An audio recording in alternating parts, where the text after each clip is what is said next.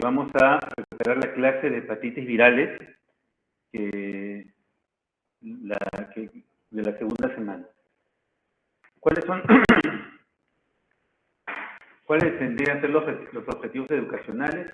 Que conozcan la respuesta inmune básica del hígado frente a las infecciones, conocer el abordaje clínico, diagnóstico y terapéutico frente a una enfermedad hepática viral aguda, básicamente, conocer el abordaje clínico, terapéutico frente a una enfermedad hepática crónica también de origen viral.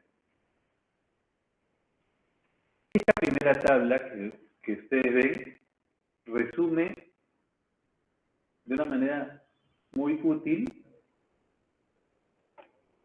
lo que viene a ser el problema de las hepatitis virales actualmente. ¿No? Por ejemplo, tenemos la hepatitis A y tenemos la hepatitis en los dos extremos, la A y la E, en los dos extremos, que son las hepatitis agudas, básicamente, que se transmiten por vía oral.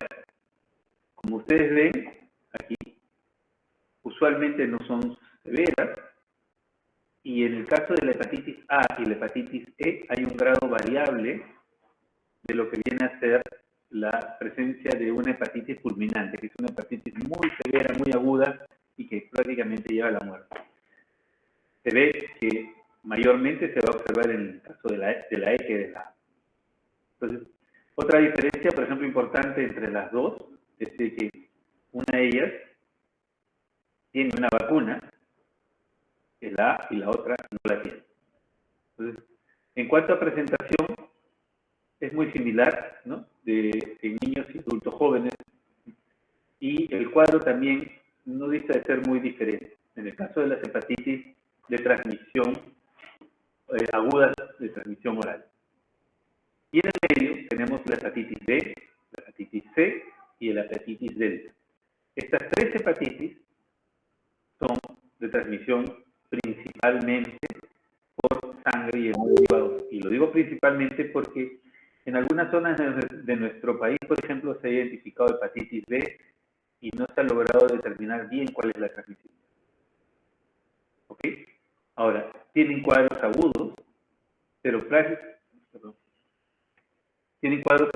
básicamente los cuadros son de tipo, la transmisión básicamente es del tipo endovenoso. Ahora, en cuanto a su gravedad, es bastante variable entre una y otra, pero las tres van a cursar con cuadros crónicos y en algunos casos pueden tener reagudizaciones que pueden ser muy severas. Entonces, revisen bien esa diapositiva porque, como les digo, es un resumen bastante apretado de lo que tenemos que entender rápidamente de hepatitis. Cuando hablamos de hepatitis, lo primero que tenemos que tener en cuenta es la alteración del hígado. Y la alteración del hígado se va a determinar básicamente por la elevación de las enzimas hepáticas y por la ictericia. Entonces, las pruebas de laboratorio que nos van a ayudar para hacer un seguimiento de las hepatitis son las que estamos mostrando ahí. Las transaminasas, que van a presentar resultados variables de acuerdo al curso de la enfermedad y no van a servir también para evolucionar a la enfermedad. Hay que entender que si estamos hablando de una hepatitis aguda, no se va a correlacionar claramente con el grado de daño celular de la enfermedad. Después, otro dato importante es la bilirrubina, la presencia de ictericia, que cuando es visible nos está hablando de un valor que está por encima de 2.5. En los valores menores la ictericia no es tan perceptible. Otros datos importantes que hay que tener en cuenta con respecto a la hepatitis es el recuento de linfocitos. Usualmente los linfocitos están descendidos, hay linfopenia, y podríamos ver también algún nivel de neutropenia. Nunca llega a ser severo, pero sí vamos a ver un nivel de neutropenia. Los linfocitos críticos pueden estar presentes en 2 a 20% de casos. En el diagnóstico diferencial de las hepatitis virales tenemos que tener en cuenta estas enfermedades. Básicamente hablamos todas las que entran dentro del grupo de la mononucleosis infecciosa: citomegalovirus, herpes virus, virus Coxsackie, enfermedades autoinmunes, la leptospirosis en la fase de Weil principalmente.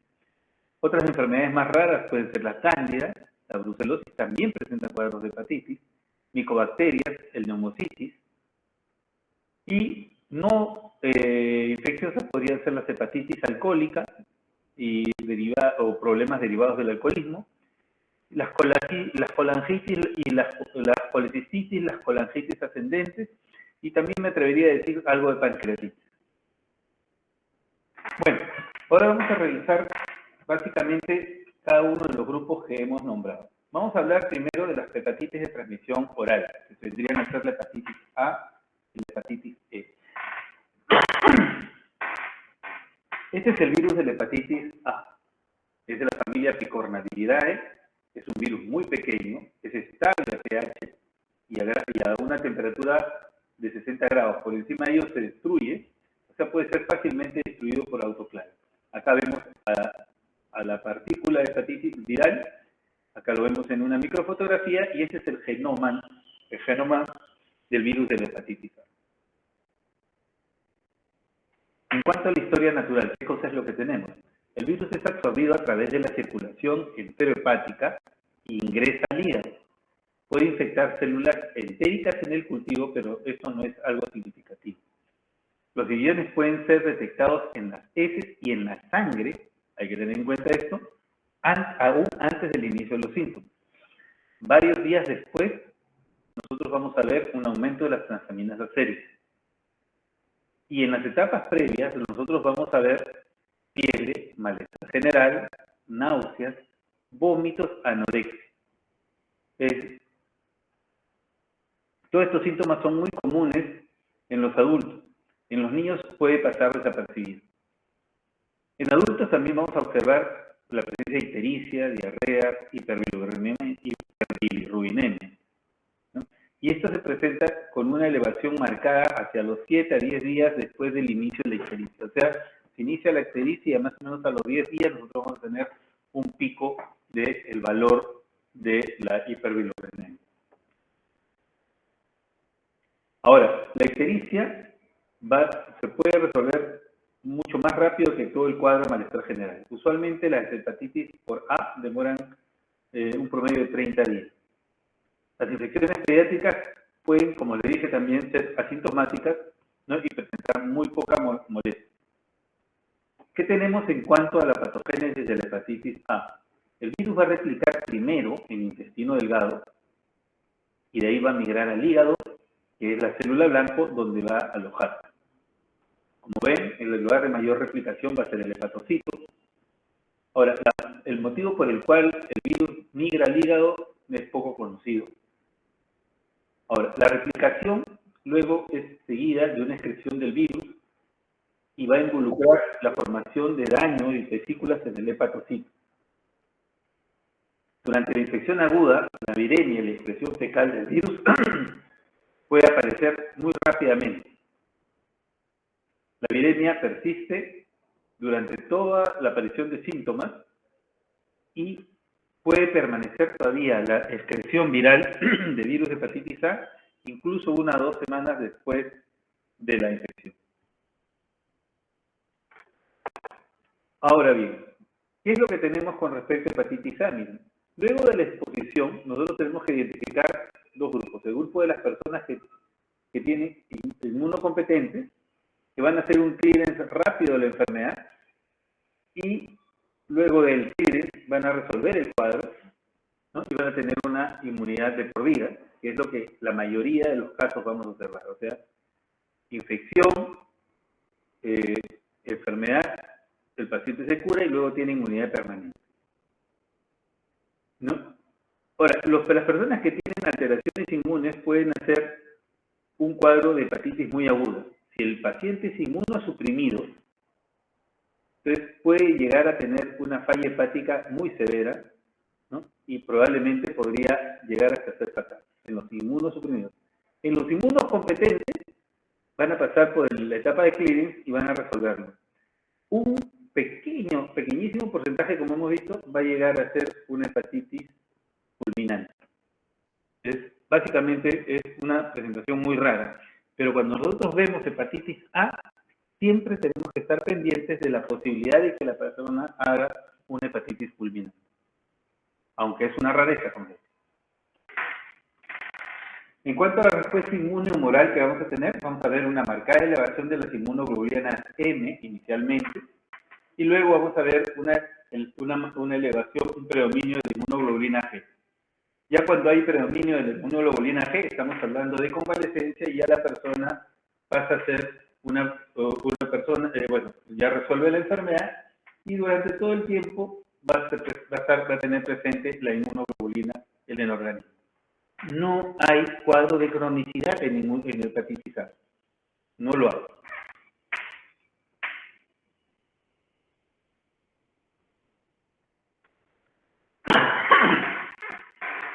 Como les decía, ¿hay formas inusuales? Sí. La insuficiencia hepática, que es muy rara, 1 de cada 300 casos, o sea, 0.5 más o menos, 0.5% de casos, y bueno, puede llegar a ser muy severa. Una hepatitis recidivante se observa con poca frecuencia en infecciones por adultos a los 6 meses posteriores a la infección previa. Eso no es poco claro, muchas veces tenemos que evaluar a la persona si es que está presentando este tipo de cuadro, y más es de fondo autoinmune. La hepatitis recurrente se caracteriza por la eliminación de virus de hepatitis A en las heces y transaminasas elevadas.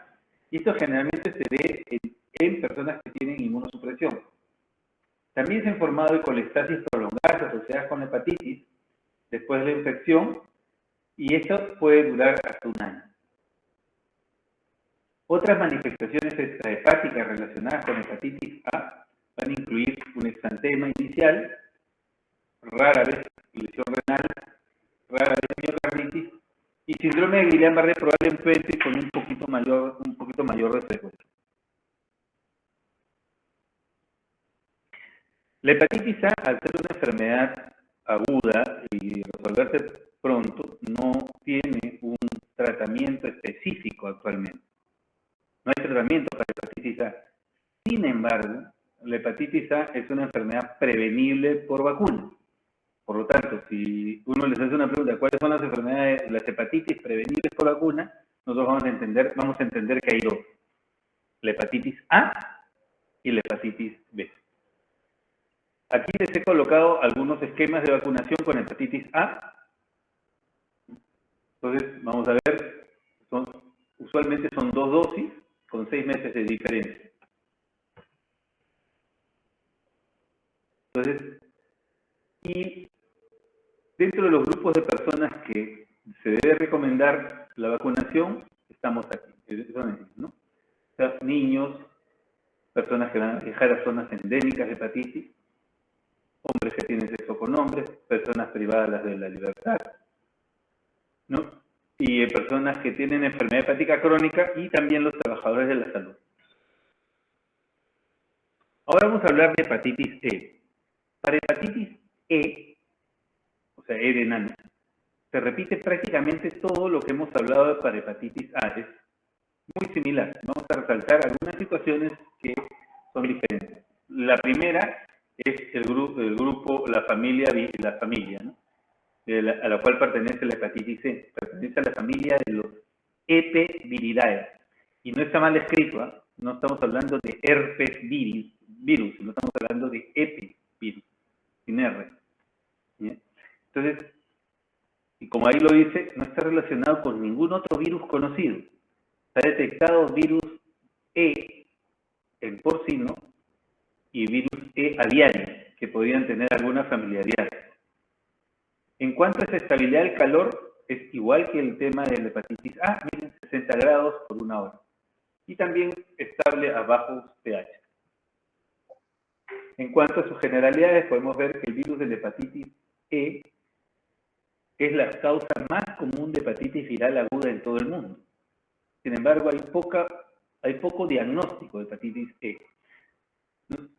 Hasta la fecha se han descrito hasta 4 genotipos principales de hepatitis E que van a infectar al ser humano.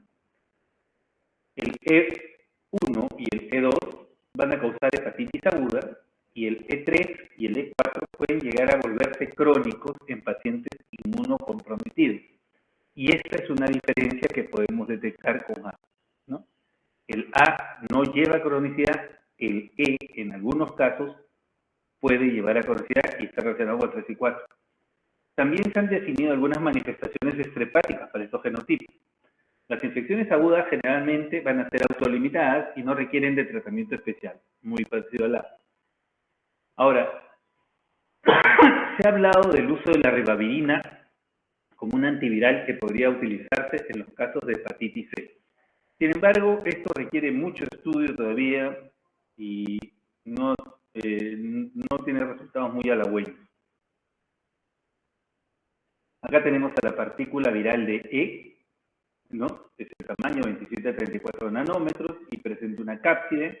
Es un virus RNA de cadena C. Acá. En cuanto a la patogénesis, igual, miren, ingreso es contaminación fecal oral y la primera multiplicación en el intestino, y de ahí hígado vía porta, igual que A. En animales infectados, la injuria hepática coincide con la disminución de los antígenos en los hepatocitos. Esa es una observación que se ha hecho. La viremia en sangre y la excreción fecal del virus se establece 2 semanas previas al inicio de síntomas y se prolonga hasta 2 a 4 semanas luego del establecimiento de los síntomas, algo muy similar a A. Por eso es que muchas veces pasa desapercibida la hepatitis E. Hay 8 genotipos de la especie, ¿no? De las cuales, de los 8, hay que entender que el 1, el 2, el 3 y el 4, que son los primeros, van a infectar a los humanos. Ya hemos entendido que 1 y 2 van a presentar agudas y 3 y 4 pueden presentar cuadros crónicos. Las epidemias de 1 y 2 van a desarrollarse periódicamente en regiones de Asia, África, México y Medio Oriente. Brotes por contaminación fecal involuntaria de los suministros de agua y especialmente después de las lluvias y inundaciones han sido asociados mucho a hepatitis E. Entonces, podríamos pensar nosotros la posibilidad de una presencia de, ahora que hay fenómenos climatológicos de inundación en varias partes del mundo y acá en el Perú principalmente, por el fenómeno del Niño, ¿no? El 2005 se asoció con 20 millones de casos, de nuevos casos en África y Asia, de los cuales 3.4 millones eran asintomáticos. Y miren la mortalidad, 70.000 muertes atribuidas a insuficiencia hepática y bueno, 3.000 mortinatos. Esto da más o menos una incidencia cercana al 1% de letalidad. O sea que probablemente la hepatitis E, comparada a la hepatitis A, tenga una tasa mayor de casos de hepatitis fulminante.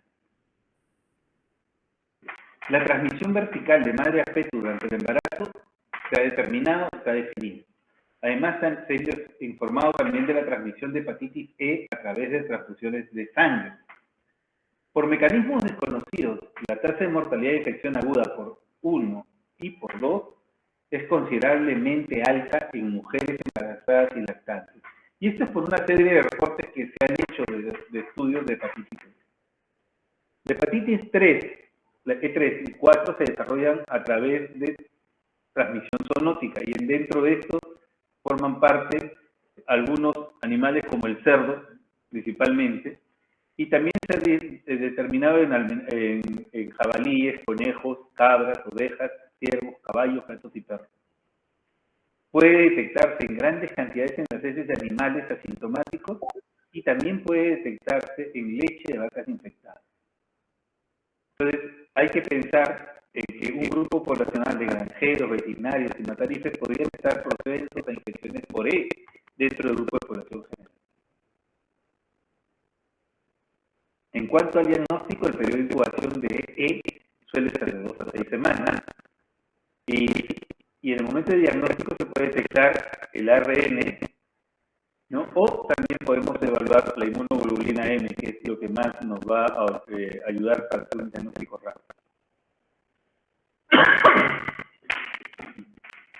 Entonces, la inmunoglobulina N detecta infección aguda, la positividad se da por un corto periodo de tiempo, aproximadamente 3 a 4 meses, y luego vamos a tener una respuesta predominantemente inmunoglobulina G, que llega a ser ya de por vida.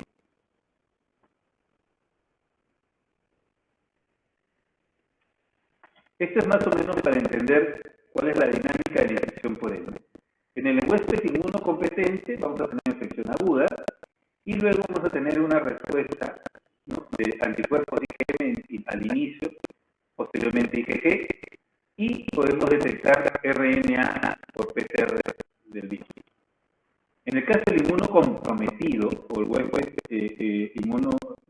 inmunocomprometido, podemos tener el cuadro agudo, como hemos hablado para los inmunocompetentes, y luego puede resolverse, como también vamos a ver los casos de hepatitis crónica de tipo E, en los cuales vamos a ver una viremia persistente, ¿no? Y que probablemente sea lo necesario brindar algún tipo de tratamiento. Manifestaciones clínicas de las infecciones por E. En general, la infección aguda es relativamente asintomática. La hepatitis ictérica se observa en 5 a 30% de casos. El cuadro clínico es muy similar a malestar, fiebre, dolor corporal, náuseas, vómitos. Hay un pródromo de una semana de la hepatitis ictérica aguda y después sigue la hepatitis ictérica que va a durar una semana adicional. Entonces, vamos a ver coluria también. La fase de convalescencia se da luego de la resolución de los cuadros del cuadro ictérico. Ya hemos resaltado esto de la presentación aguda. Hepatitis 3 y 4 van a provocar infecciones agudas y pueden asociarse a cuadros crónicos o hepatitis fulminante. Otras manifestaciones de E exclusivas, y que eso sí se diferencia de A, es la insuficiencia hepática crónica aguda, que incluyen empeoramiento del cuadro agudo de la función hepática con complicaciones clínicas, ¿no? Vamos a encontrar artritis, vamos a poder ver encefalopatía o coagulopatía hepática, y la mortalidad es muy elevada, estamos hablando de ese 70%. Entonces, después tenemos las infecciones crónicas en pacientes inmunocomprometidos, que en estos casos se ve que la persona no puede eliminar la excreción del virus E. Entonces, esto se ha visto en personas que tienen algún problema de inmunosupresión, en receptores de trasplantes a los cuales de manera incierta se les trasplantó un hígado con hepatitis E. Eso sucedía en el pasado. Ya actualmente esto es raro porque dentro del tramitaje para los trasplantes está la evaluación de la presencia de E. Pero de ocurrir, entonces podríamos tener un cuadro parecido. Manifestaciones extrahepáticas de E, vamos a ver, y llamarle amiotrofía neurálgica. Pueden haber otros cuadros como linfoma, pancreatitis, trombocitopenia y todos los que nombran en el recuadro. Al parecer, esto responde a reacciones mediadas inmunológicamente y también puede ser producida por daño viral directo sobre las células blancas.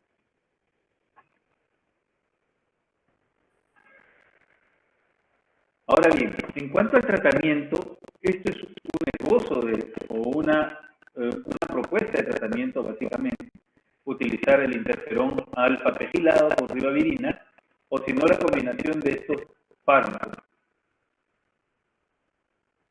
Luego, el uso de la ribavirina siempre ha sido, la ribavirina siempre es una droga que se ha querido usar para varias afecciones virales.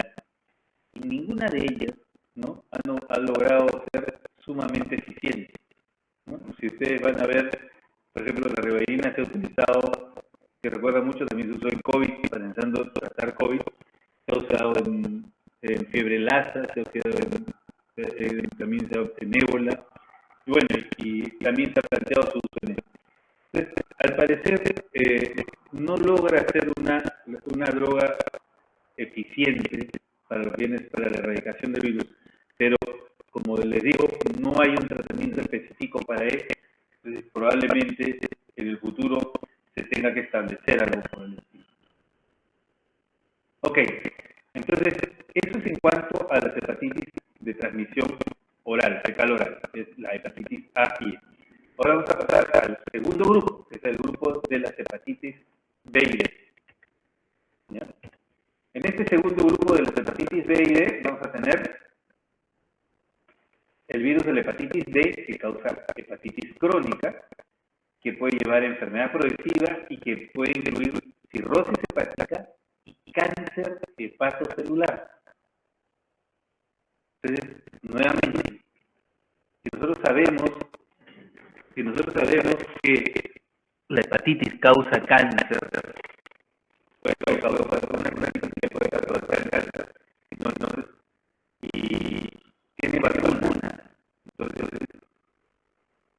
si yo le hago la pregunta, ¿cuáles son las vacunas que una podría utilizar para prevenir alguna neoplasia? Entonces, nosotros tendríamos que estar en la vacuna de hepatitis D y la otra que podría usar es la vacuna de papillomavirus. Entonces, esas son las vacunas que podría utilizar para prevenir algún tipo de cáncer. Para tener en cuenta alguna de las cosas. En el caso de hepatitis B, puede causar cáncer. Y lo que tenemos que tratar es la hepatitis B. Y como dice la definición, ocurre como una coinfección o como una superinfección con el virus B, estableciendo su inmunización biológica y la. Entonces, muy cuenta este detalle de la hepatitis B. O sea, hepatitis B puede venir a la enfermedad hepatitis B necesita la presencia de previa de hepatitis B. En epidemiología, el 5% de la población mundial tiene hepatitis B, pero se prevalencia ampliamente. Por ejemplo, nosotros tenemos algunas poblaciones peruanas que tienen prevalencia por encima del 30 y 40%. ¿No? Algunas comunidades indígenas, la comunidad local de los roches, tienen una tasa de hepatitis muy alta, incluso se debe en ellos casos de cirrosis hepática en personas con ojo. La tasa más alta de hepatitis B en Asia, África y Medio Oriente. La hepatitis crónica leve, la enfermedad hepática terminal en el mundo. La transmisión de hepatitis B por vía genital o sexual se identifica. La transmisión genital es común, no durante la gestación. Cerca del 10% de la población con hepatitis crónica B tiene herencia de virus de delta. El virus de delta tiene una prevalencia mundial que refleja la D, aunque haya excepción de esto, no hablemos del delta. El virus de delta se transmite principalmente por vía parental, pero también hay transmisión sexual. Más que la que habla del delta como transmisión parental, pero los puntos de resaltar sitio la transmisión perinatal es delta, ojo. Pero yo estaba ya que porque un poco como en el mundo nuevo, la diferencia entre todas las. Esta es la relación global con el envejecimiento de la hepatitis D. En el color rojo intenso vamos a ver prevalencias mayores del 8%. Y lastimosamente nuestro país está involucrado en ese grupo. Por eso es que nosotros tenemos vacunación universal con B.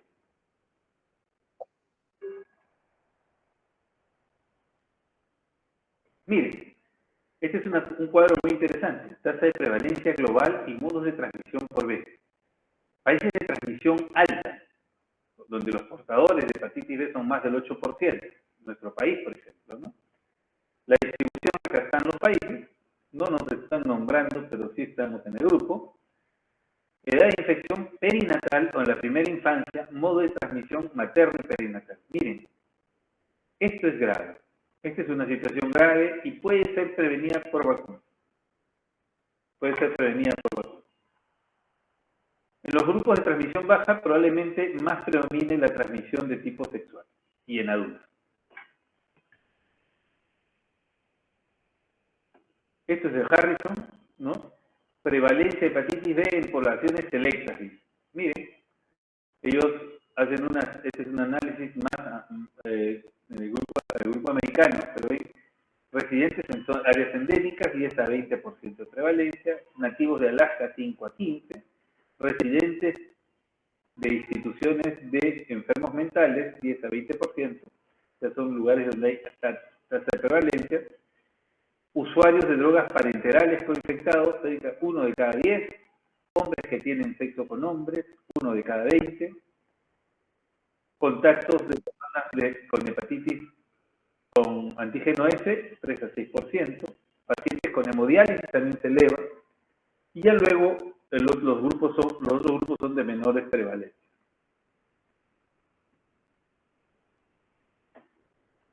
En la microbiología, ¿qué tenemos? El virus D es un virus de DNA.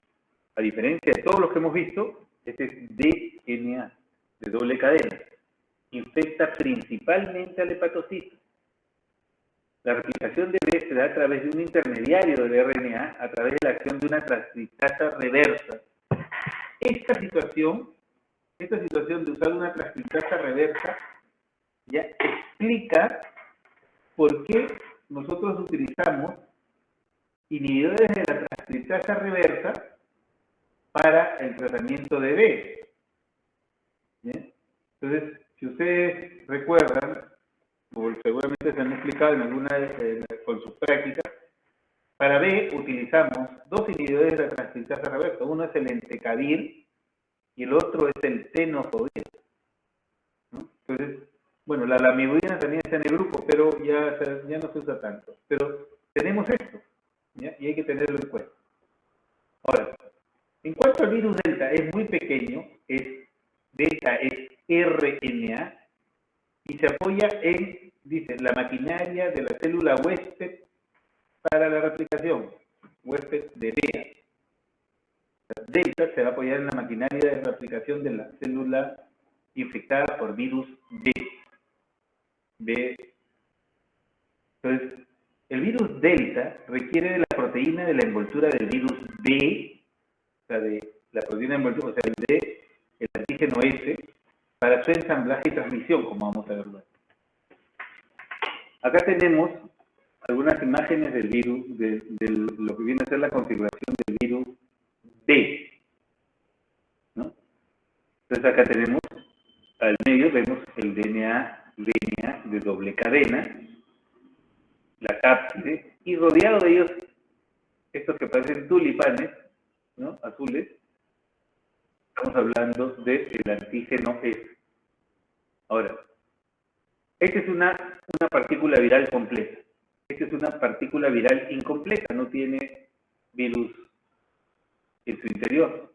Y solamente es un conglomerado de antígeno S. Y esto lo vamos a ver en la microscopía electrónica.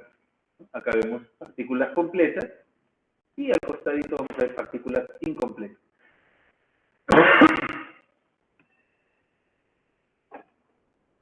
Esto no es para complicarles la vida, ¿no? Sino es más o menos para que vean cómo es la genómica del virus de hepatitis B. Acá en verde está el DNA de doble cadena, que realmente no es una doble cadena, es una vuelta y media, ¿no? Pero bueno, no vamos a ponernos exquisitos en eso, y vamos a ver cómo es la síntesis de proteínas que están graficadas con color. Eso es para que lo tengan en cuenta. En cuanto a la presentación clínica de B, varía de una hepatitis fulminante, con insuficiencia hepática, a una hepatitis crónica, ¿no?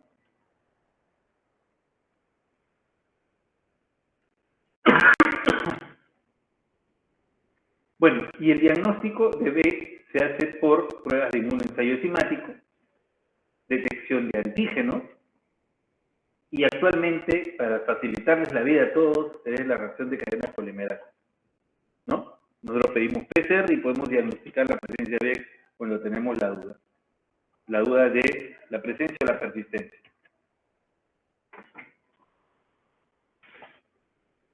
Acá lo que se explica es el ciclo, cómo infecta B a la célula. Lo que quiero que se den cuenta, acá lo pueden leer luego, lo que se puede ver es que el B ingresa a la célula, acá está ingresando, y una vez que ingresa, va a liberar su... Vamos a pintarlo. Una vez que ingresa, miren, acá ingresa el...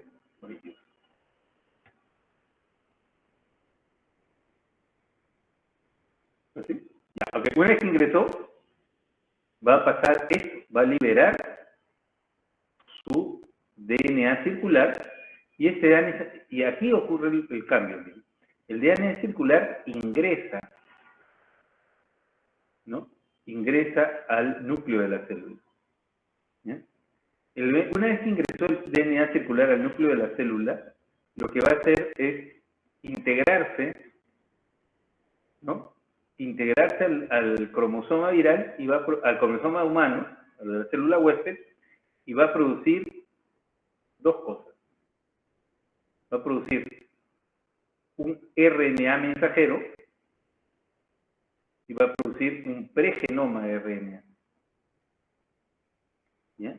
El RNA mensajero va a salir y, como siempre, va al aparato de Golgi, al retículo endoplasmático, y de aquí va a comenzar a formar las proteínas del core, ¿no? Las proteínas del core.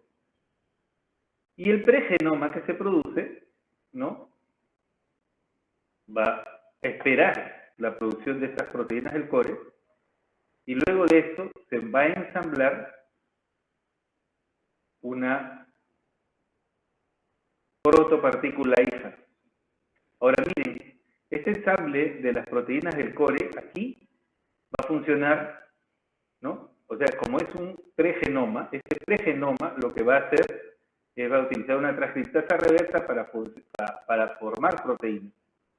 Entonces, aquí es donde se va a actuar, aquí es donde actúa básicamente el medicamento. Bueno, si no se producen estas proteínas, no se va a poder ensamblar una molécula nueva y no se va a poder perpetuar el virus. Entonces, si se producen estas proteínas, entonces la molécula se va a poder ensamblar, y una vez que se ensambla,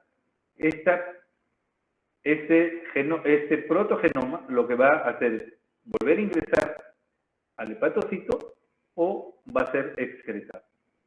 Entonces, como ven, es un proceso bastante complejo en que el DNA va a transcribir en un RNA mensajero y a partir de eso va a formarse nuevamente proteínas virales.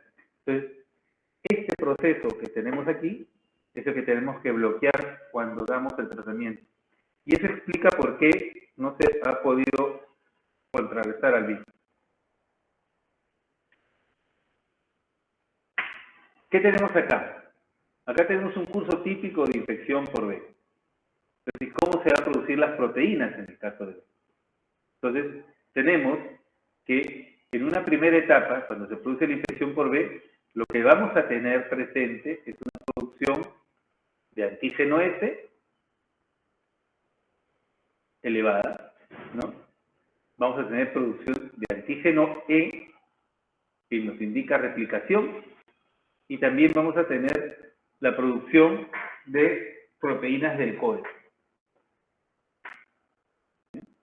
¿Ok? Eso es lo que vamos a tener primero. Ahora, luego de ello, lo que se va a observar es de que una vez que se producen los antígenos, se van a comenzar a sintetizar las inmunoglobulinas. Y para eso vamos a tener la inmunoglobulina N contra el antígeno S, y luego vamos a tener inmunoglobulina G. Y también vamos a tener inmunoglobulina contra el core, que acá estamos hablando, miren, inmunoglobulina M anticore, y acá tenemos inmunoglobulina, bueno, total contra el core. Vamos a tener inmunoglobulina contra el antígeno E, y más tardíamente vamos a tener la inmunoglobulina contra S, que está produciendo. Entonces, vamos a tener básicamente 3 indicadores de actividad viral. Las proteínas del core, vamos a tener el antígeno S y vamos a tener el antígeno E. El antígeno E nos va a dar la idea de que es una replicación intensa. Entonces, luego de ello vamos a tener la producción de las inmunoglobulinas, y estas inmunoglobulinas nos van a dar idea de resolución de cuadro, ¿no? Si tenemos inmunoglobulina M, solamente estamos hablando de que estamos en una fase aguda. O si tenemos inmunoglobulina M e inmunoglobulina G, entonces estamos diciendo que la fase aguda ya se está resolviendo y la persona está entrando en la fase de convalecencia. O sea, inmunoglobulina G. ¿Qué pasa con las personas que tienen la enfermedad crónica? Las personas que tienen enfermedad crónica tienen una dificultad para producir proteínas contra S. Entonces, al no tener facilidad para producir proteínas contra S, el antígeno S se va a perpetuar. Entonces, si no logro contrarrestar S, entonces el antígeno E también va a seguir ese mismo curso. Entonces, y lo que voy a tener es una muy pobre respuesta de anticuerpos contra el core, ¿no? Y solamente voy a tener una muy débil respuesta de inmunoglobulina M, pero no voy a producir inmunoglobulina G en cantidades satisfactorias. Entonces, eso es lo que pasa básicamente en el paciente que tiene enfermedad crónica. O sea, que no resuelve la eliminación de la proteína S, ni de la proteína, que es el antígeno S, ni la proteína E, que es el antígeno S. Esta tabla es la que nos va a llevar a la interpretación de cada cuadro. Por ejemplo, en la infección aguda vamos a tener presencia de antígeno S, vamos a tener presencia de antígeno E, ¿no? Podemos tener anticuerpos contra el core, ¿no? Vamos a tener DNA nativo de tipo B y podríamos tener inmunoglobulina E. Esa es una enfermedad aguda. Entonces, no tenemos anticuerpos contra S y no tenemos anticuerpos contra E.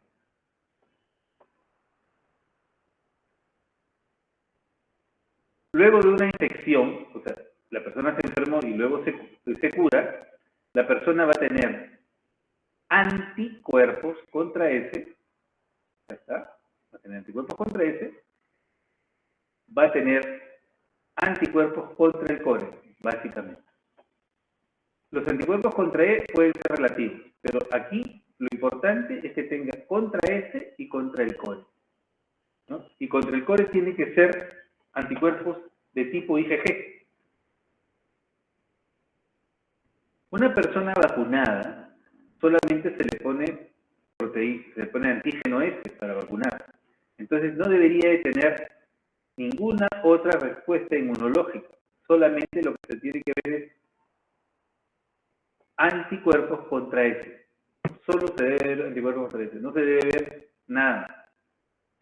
En los pacientes con hepatitis crónica activa, miren, para hepatitis crónica no vamos a tener en ningún momento anticuerpos contra S, pero ni tampoco vamos a tener IgM, en crónicas activas no vamos a tener IgM contra el core. Lo que sí vamos a tener es antígeno S, este es determinante, la presencia del antígeno S. O sea, si ustedes ven antígeno S y no en una persona, tienen todo el derecho de decir que es una hepatitis crónica.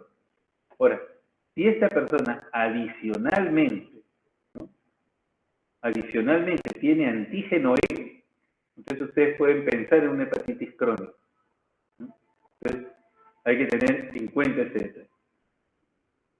Ahora, si lo usamos a estas personas con hepatitis crónica, si le dosamos la carga viral, vamos a encontrar carga viral detectable, ¿no? En el caso de la hepatitis crónica inactiva, probablemente ya no va a haber presencia de antígeno E y las cargas virales para hepatitis B van a ser muy bajas. Se dice que está por debajo de 2000, ¿no? Eso es lo que habitualmente se dice. Ahora, esto es en cuanto a la respuesta de marcadores serológicos.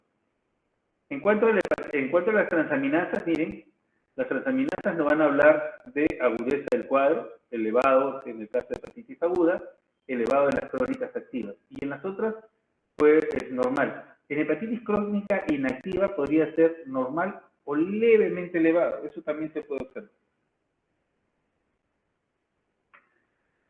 La hepatitis B, por suerte, ya tiene un tratamiento específico, ¿no? Ya tiene un tratamiento específico y ese tratamiento, si bien es cierto, como hemos analizado, no es curativo, pero sí revierte todo el problema ocasionado por la hepatitis crónica. Entonces, actualmente se usan dos medicamentos, el tenofovir y el entecavir. Si bien es cierto, el entecavir fue presentado como la droga de elección para el manejo de hepatitis B, actualmente por facilidad de adquisición, cuestiones logísticas y también porque tiene una excelente barrera genética, actualmente se utiliza más el tenofovir, ¿no? Entonces eso es lo que hay que tener en cuenta, ¿no? Entonces el tenofovir como tratamiento inicial. El entecavir se ha dejado solamente para los casos en que haya problemas renales o no haya intolerancia al tenofovir o a eventos adversos.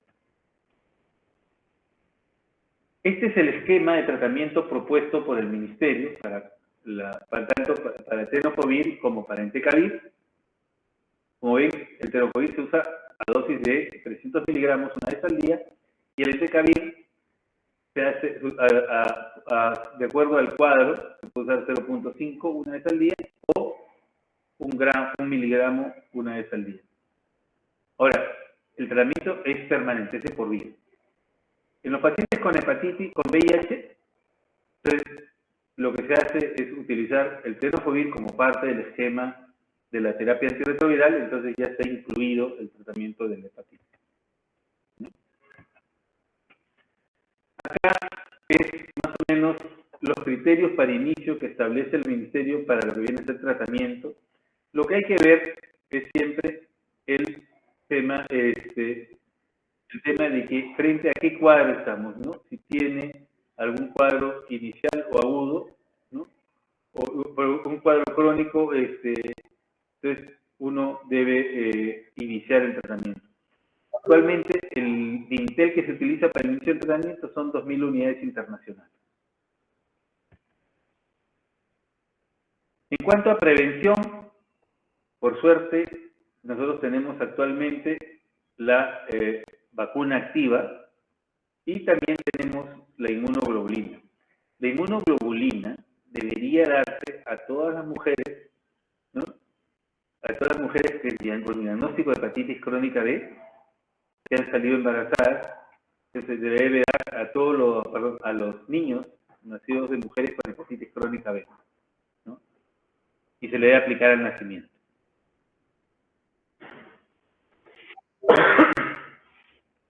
Estos son los esquemas de vacunación actuales para lo que viene a ser hepatitis B, ¿no? Acá hablan de dos productos. Actualmente ya hay, como ya están abiertas las patentes, hay más productos, más vacunas de hepatitis de otras marcas. Pero lo que quiero que vean es los esquemas. Todos los esquemas hablan de 3 dosis.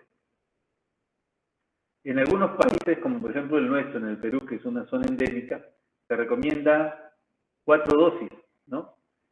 Una dosis al nacer, que le llaman la dosis 0, al mes, a los 2 meses, y luego 4 meses después, esas son las 3 dosis, ¿no? Entonces, ese es el esquema de vacunación que se recomienda en nuestro país, por ejemplo, ¿no? Al inicio, a los 2, 4, 6 meses, y luego se coloca un refuerzo a los 5 años.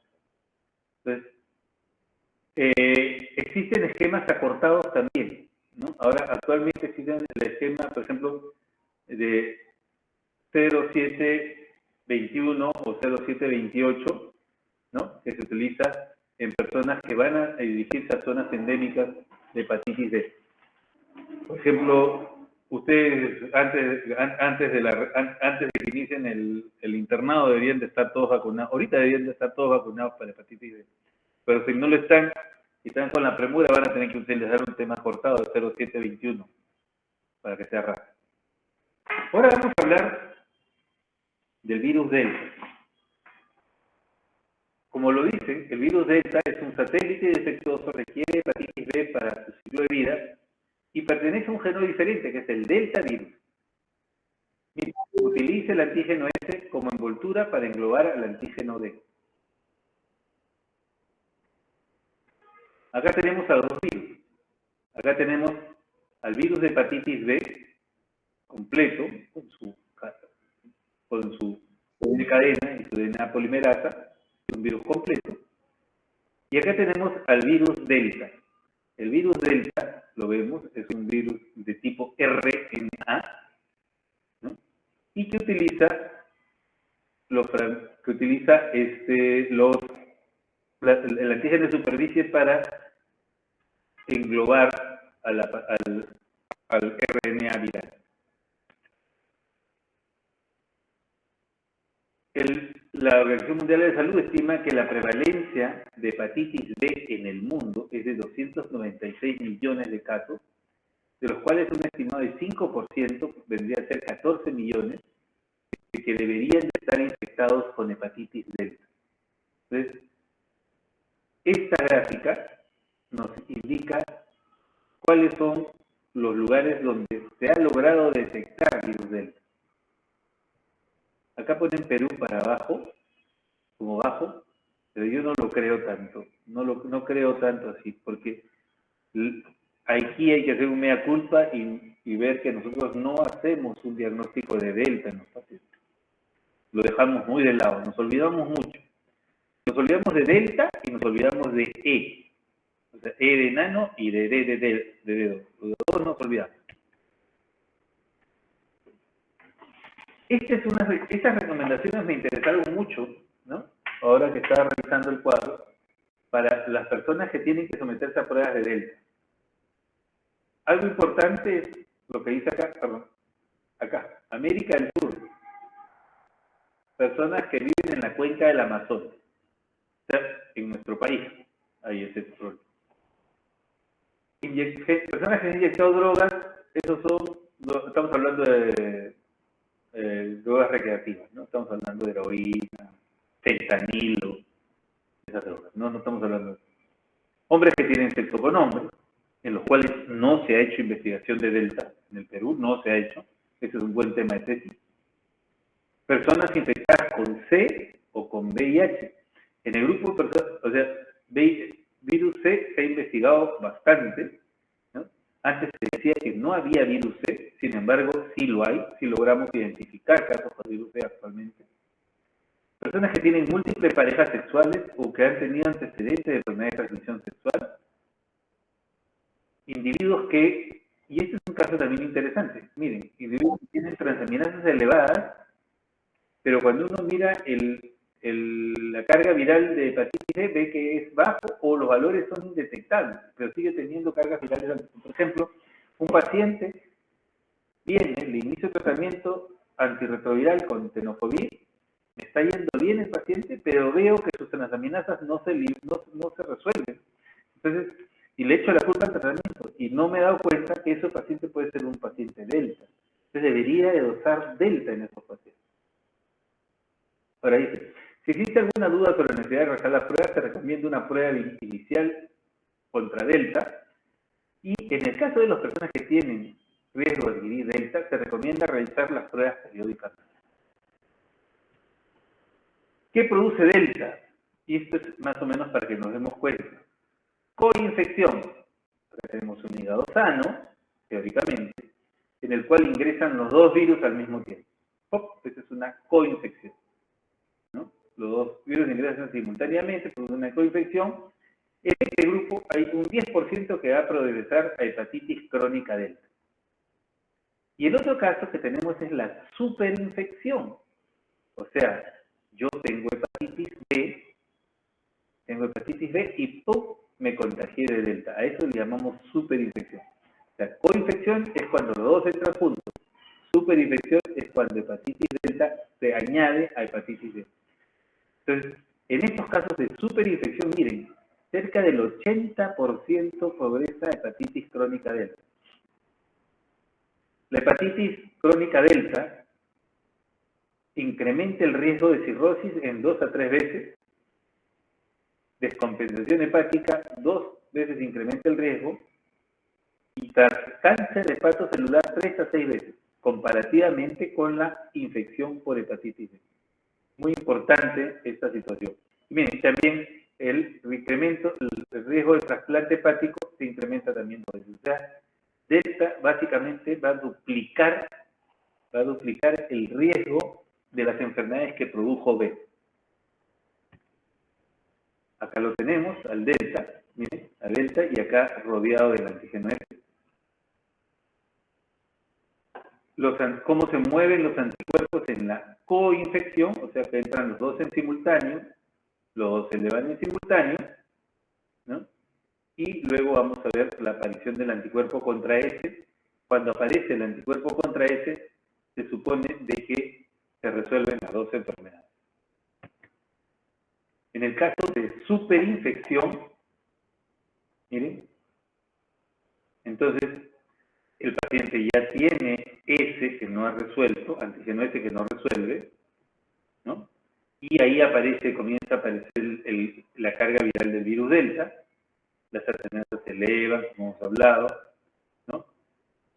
Y la persona entra a una cronicidad que está demostrada por la elevación secuencial o frecuente de las transaminasas, lo cual nos está hablando de una muy severa enfermedad en los casos de infección por delta.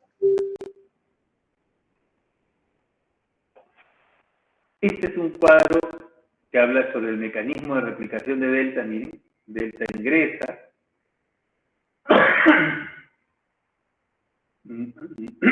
ingresa, va al núcleo, no se integra porque es un RNA, se dirige, eleva, suelta su partícula viral, su RNA, va a sintetizar proteínas, un RNA mensajero, que finalmente lo que va a hacer este RNA mensajero es producir más RNA viral, pero para que este RNA viral sea viable necesita la presencia del antígeno S.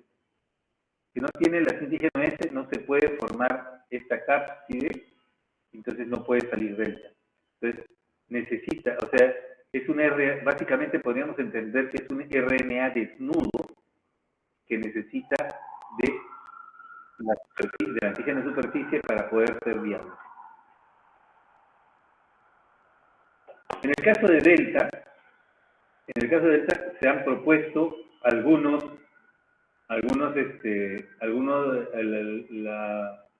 se ha propuesto alguna medicación para actualmente.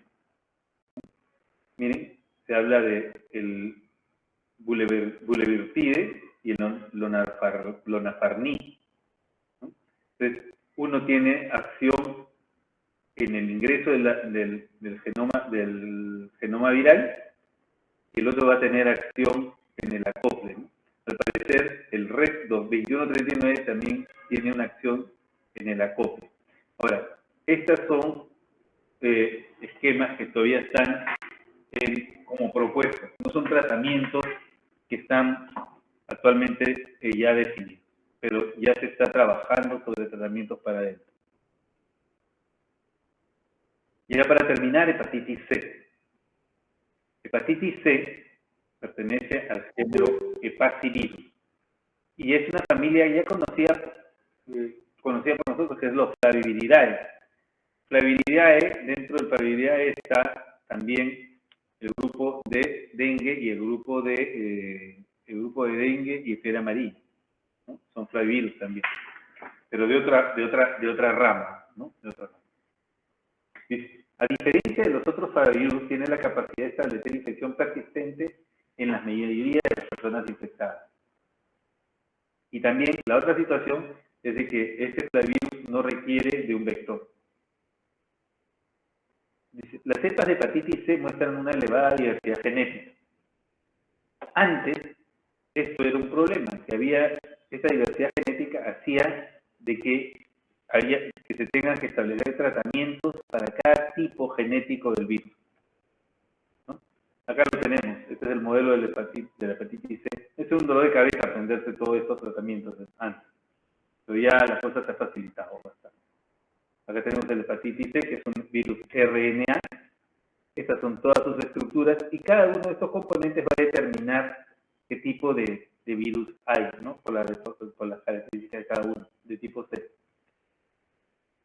Acá vemos cómo se replica el virus C. Es una cosa muy similar a la hepatitis delta. Miren, ingresa, se acopla, el RNA va a sintetizar moléculas hijas, pero en este caso sí produce sus proteínas de estructura. Entonces, el virus solo puede producir sus proteínas de estructura y su genoma viral y puede salir, o sea, va a eliminar viriones hijos completamente vivos, completamente infectantes. No necesita de la presencia de otros virus. Hay una diferencia y es que este RNA puede ser anulado en cualquier etapa de su ciclo. Y esa facilidad de poder anular hace de que la enfermedad pueda ser curada. Si es que hay una enfermedad viral que puede ser curada, es la hepatitis C. Ahora, ¿cómo se hace el diagnóstico de C?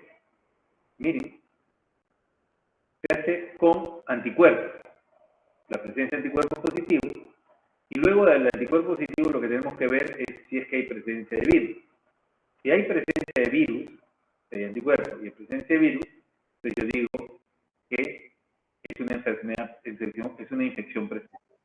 Pero si hay presencia de anticuerpos y veo que no hay virus, entonces yo hablo y digo que esto es una hepatitis C resuelta. Entonces, a todo paciente con anticuerpos de hepatitis C tengo que correrle necesariamente la carga viral. Ahora, tanto para B como para C y como para delta, nosotros tenemos que evaluar siempre en qué estadio estamos, ¿no? ¿Y por qué? Tenemos que diferenciar a los pacientes que están con cirrosis de los que no están con cirrosis. El paciente con cirrosis va a requerir un tratamiento más prolongado en el caso de B o en el caso de delta, o en el caso de C. Y en el caso de los pacientes que tienen la enfermedad crónica, sin cirrosis. Entonces, es importante tener en cuenta esto. Ahora, para ver la fibrosis hepática, el gold estándar, el estándar de oro es la biopsia. O sea, yo tengo que hacer una biopsia hepática para ver el grado de fibrosis. Entonces, eso era un problema siempre, ¿no? Porque, o sea, no es tan fácil que, o sea, una biopsia hepática hay que punzar el hígado y es un procedimiento bastante cruento, ¿no? Entonces, siempre se ha querido evitar llegar a esos extremos de biopsias hepáticas.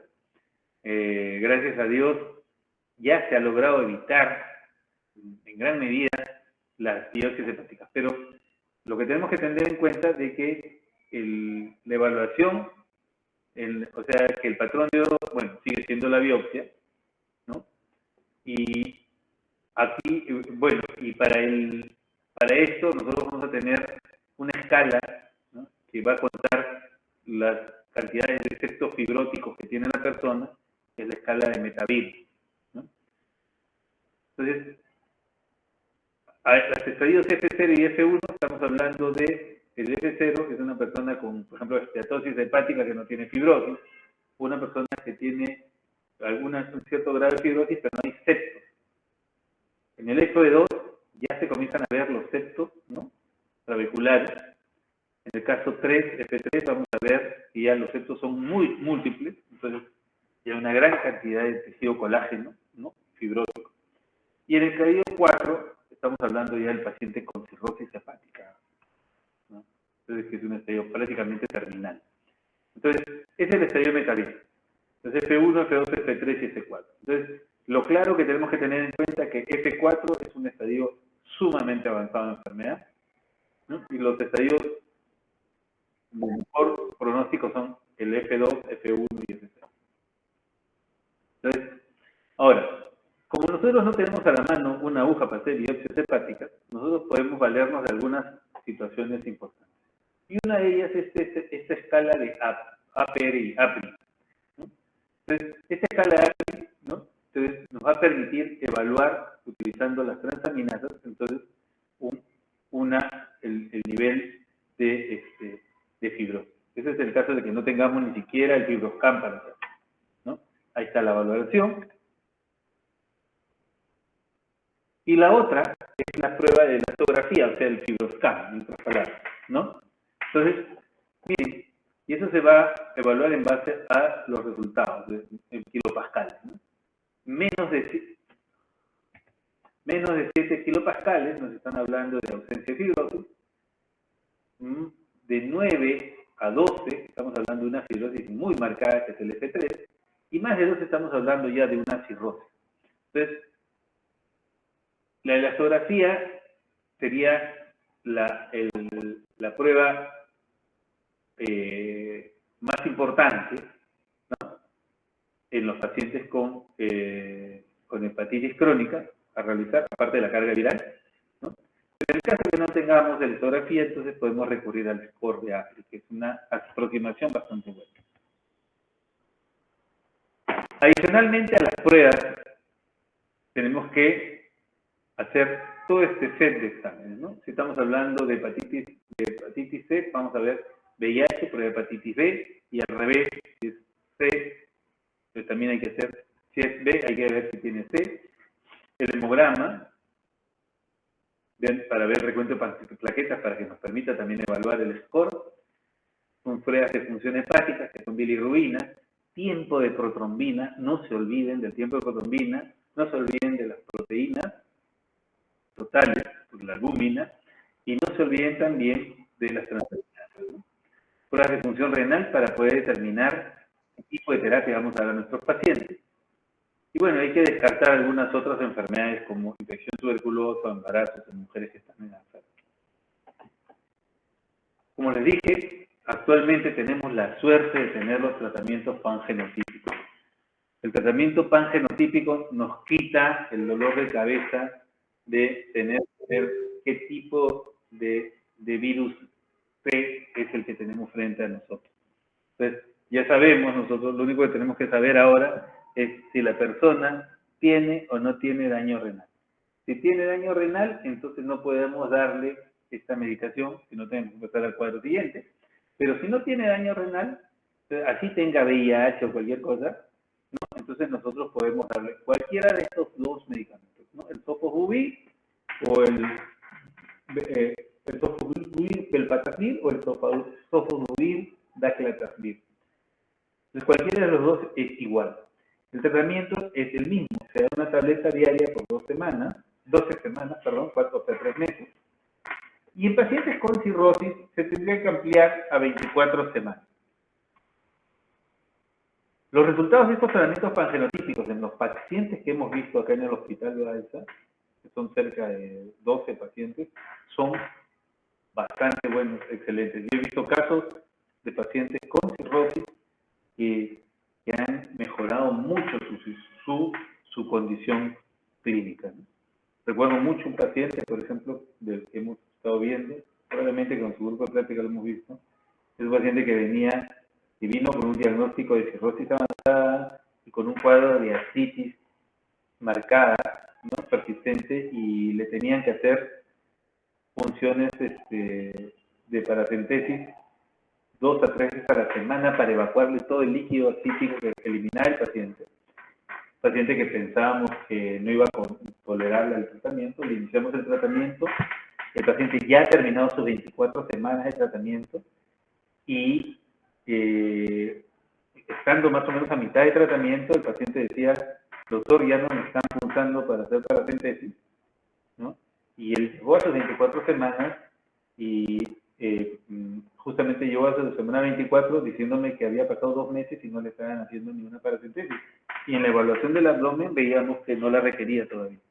Entonces el paciente, o sea, la respuesta que se ve en los pacientes es realmente fabulosa, ¿no? Es algo que llama mucho la atención. Entonces, este es el caso de los pacientes que no tienen daño renal. Pero los pacientes que tienen daño renal, entonces, esto sí es un problema, porque hay que tener en cuenta que este es un tema importante, puesto que muchos de los pacientes con hepatitis, los pacientes que se dializan, pueden tener hepatitis C. Entonces, en el caso de estos pacientes, el tratamiento es este, ¿no? El Glecaprevir, que es un tratamiento pangenotípico para ellos, el Glecaprevir con Pirfenidone, que sea 3 tabletas durante 8 semanas. En esto sí, no tengo ninguna experiencia, no he visto casos de este tipo, ¿no? Pues probablemente ya alguna publicación de los casos peruanos tendrán que salir. Bueno, esta es la bibliografía que yo les alcanzo, ¿no? Revisen Harrison, por favor, revísenlo bastante, ¿no? Hepatitis es un tema muy importante, ¿no? Y ahí hay algunas lecturas sobre hepatitis D y la hepatitis delta, ¿no? Hay una revisión de ahora último, miren, de agosto del 2023, que es muy buena. Hay una del New England Journal of Medicine también que podrían revisar los que tienen acceso a la revista. Bueno, no sé si hasta aquí hay alguna pregunta.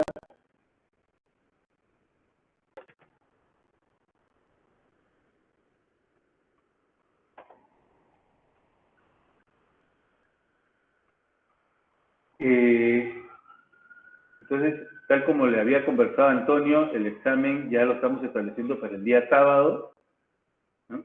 Para el día sábado 8, ¿no, Antonio? 9, Doc. 9. ¿Ya? Entonces, en el caso de que no haya acceso a la universidad, voy a proponer la posibilidad de hacerlo por la red. Bueno, ya eso lo conversamos el día de mañana en la clase. Buenas noches.